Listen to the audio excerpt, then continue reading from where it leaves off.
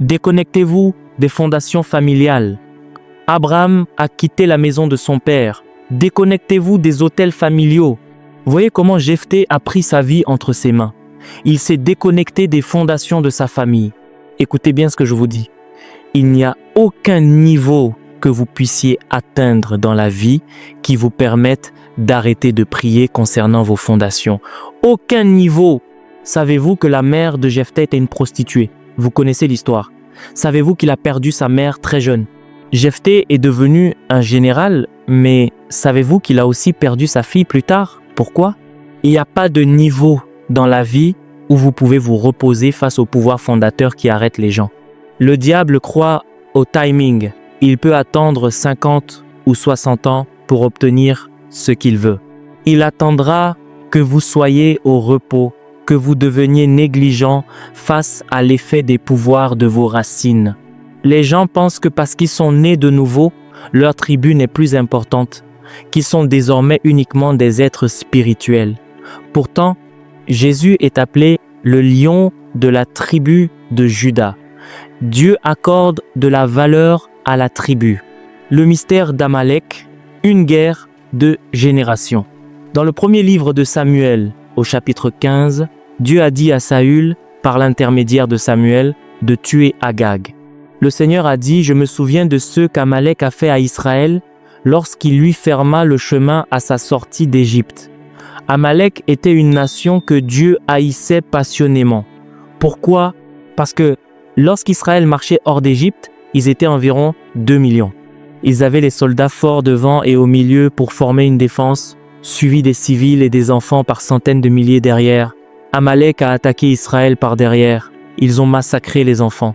Dieu a dit, toute nation qui voit Amalek doit l'anéantir de génération en génération parce qu'ils ont exterminé une génération. Dieu a ordonné à Saül de tout détruire. Mais Saül a épargné Agag et les biens. Saül est mort, Agag est mort aussi, mais comment? Samuel a pris son épée et a mis Agag en pièces. Cependant, le mal était fait. Dans le livre d'Esther, au chapitre 2, il y avait Mardoché, de la tribu de Kish, arrière-petit-fils de Saül. Au chapitre 3, il y avait Haman, de la tribu des Amalécites, descendant d'Agag. Ce que leur père avait refusé de combattre a attendu les arrière-petits-enfants. C'était une question génétique. Saül devait tuer Agag et des générations plus tard, Haman voulait tuer Mardoché. Puisque ton ancêtre n'a pas tué mon ancêtre maléfique, c'est moi qui te tuerai. Brisez le cycle. Ne vous demandez-vous pas pourquoi la même chose qui est arrivée à votre père est en train de vous arriver? Pourquoi les mêmes problèmes de mariage se répètent? Ce sont les autels qui parlent, les fondations qui se soulèvent. Si mon père ou ma mère n'ont pas pu se battre, moi je me battrai. Ce qui a arrêté les autres dans votre famille ne vous arrêtera pas. Par la puissance de Dieu, vous en sortez. Regardez Mardoché. Même après avoir été honoré par le roi, il est retourné à la porte du palais tant que Haman était vivant. Il avait compris que tant que l'homme fort n'est pas mort, rien n'est acquis. Et quand Haman fut pendu, Esther a dit au roi, Haman a 10 fils. Le roi a répondu, pendez-les tous. Il fallait achever cette lignée pour qu'elle ne se relève pas contre les enfants de Mardoché. Quiconque s'est érigé en homme fort autour de votre vie, lui et sa génération sont perdus. Jabé, de la douleur à l'institution. Dans le premier livre des Chroniques, chapitre 4, versets 9 et 10, il est dit que Jabez était plus considéré que ses frères. Sa mère l'avait nommé Jabez, en disant « c'est parce que je l'ai enfanté avec douleur ». Le nom Jabez signifie « créateur de douleur ». Partout où il entrait, quelque chose de mal devait arriver. Mais Jabez a prié. Il a tellement prié et intercédé qu'il est devenu si béni qu'on a donné son nom à une ville. Premier livre des Chroniques, chapitre 2, verset 55. Un individu est devenu une institution grâce à l'intercession, la sainte colère contre les autels. Il est temps de diriger nos prières contre les autels. Les autels limitent les gens ils les mettent en quarantaine. Savez-vous ce que signifie être en quarantaine? On vous écarte des autres à cause d'une maladie infectieuse. Quand un homme est restreint par des autels, il porte une grandeur mais vit dans la moquerie. Il est fait pour être grand, mais il reste illégitime et méprisé. Il est ordonné pour parcourir le monde, mais il ne peut pas sortir de sa maison. Je suis venu avec une sainte colère et une onction ce matin. Tout autel qui parle contre votre vie, tout autel qui vous a limité, tout autel qui a arrêté les autres dans votre famille, je viens l'arrêter aujourd'hui. Regardez votre Bible, Abraham, Isaac, Jacob, Joseph, dans toute cette généalogie, le seul homme qui était véritablement un homme de prière constante et de méditation était Isaac. C'est dans le lieu de la prière qu'il a rencontré sa femme. Il a intercédé et brisé les cycles. Isaac était un homme spirituel. Il intercédait et méditait dans les champs lorsqu'il a rencontré sa femme, Rebecca. C'était un homme de prière. Son seul souhait était de bénir son fils avant de mourir, mais certaines fondations l'ont affecté. Il y a échappé de justesse. Abraham avait trouvé Sarah très belle à regarder. Isaac a trouvé Rebecca très belle aussi. Il y avait quelque chose en eux qui les attirait vers les femmes magnifiques. Jacob a vu Rachel, elle était belle à regarder. Cela a commencé avec Abraham, puis Isaac, puis Jacob. Mais c'était la seule fondation qui tenait Isaac. Il a évité les autres erreurs. Abraham avait pris une servante dans sa maison, Agar. Savez-vous ce que Isaac a fait? Il savait ce qui avait arrêté son père, alors quand il s'est marié, il n'a pas pris de servante. Mais Jacob, lui, a eu Léa et Rachel, et il a aussi pris leurs 2 servantes.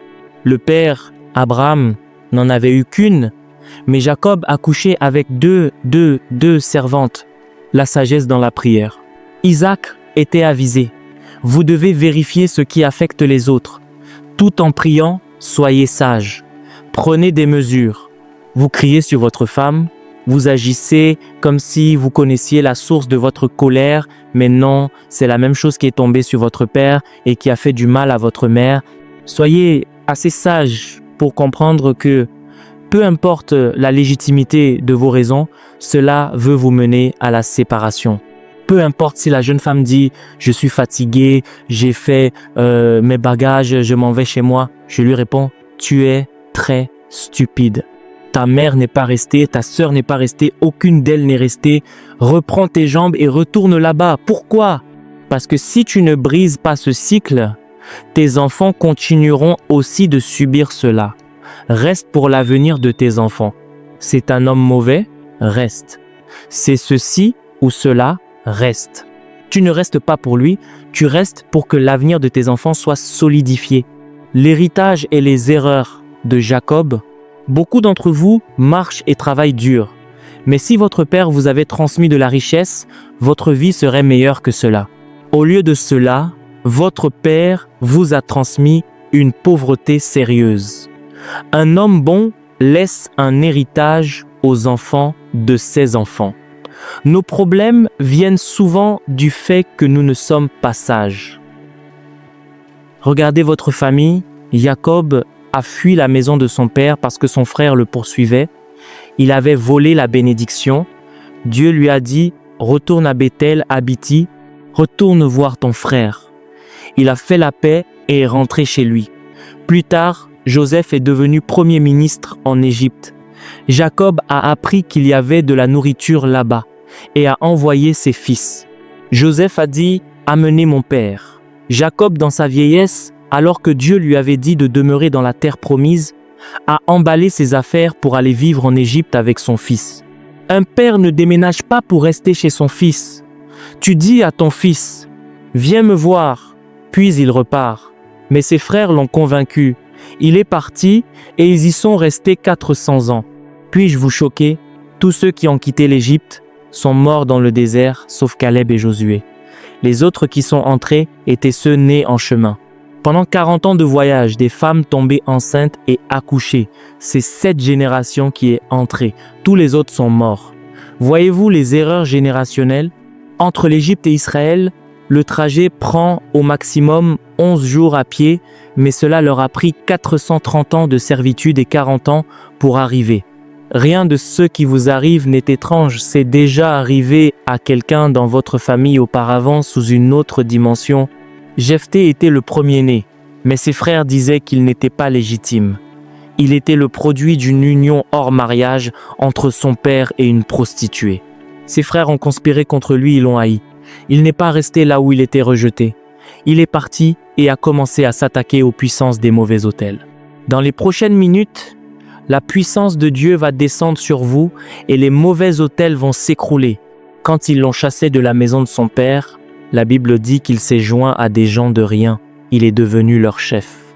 Il n'avait jamais su qu'il pouvait diriger jusqu'à ce qu'on le rejette. Notez ceci, l'essence du rejet, c'est l'auto-découverte. L'essence du rejet, c'est l'auto-découverte. Il y a des choses que vous n'auriez jamais pensé pouvoir faire avant que les gens ne vous témoignent de la haine.